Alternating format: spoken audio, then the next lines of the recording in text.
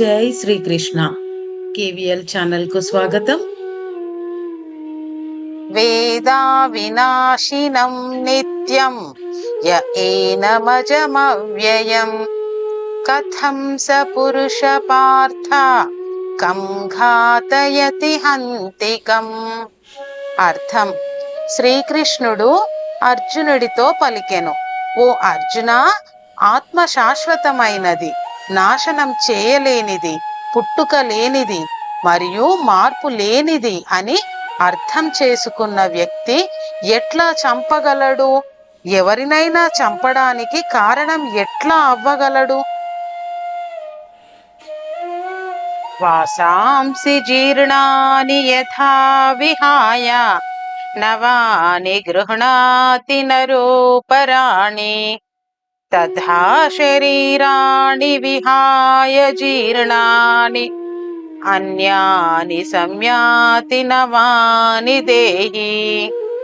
అర్థం: శ్రీకృష్ణుడు అర్జునుడితో పలికెను, ఎట్లాగైతే మానవుడు పాత బట్టలను వదిలి కొత్త బట్టలను ధరించునో అట్లాగే మరణం తర్వాత ఆత్మ పాత శరీరమును విడిచిపెట్టి కొత్త శరీరమును పొందుతుంది.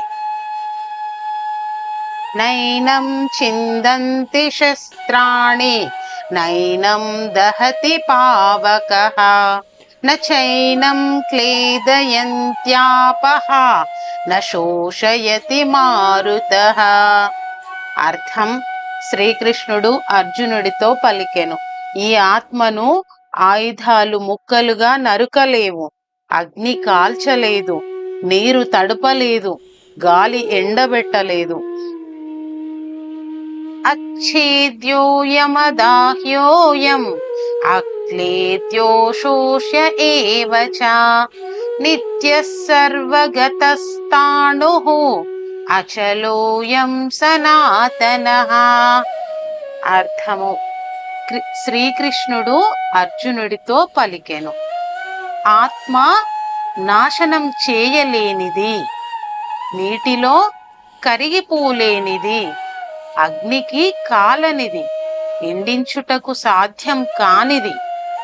ఆత్మ నిత్యమైనది, సర్వవ్యాప్తి చెందినది, మార్పు లేనిది, స్థిరమైనది మరియు సనాతనమైనది.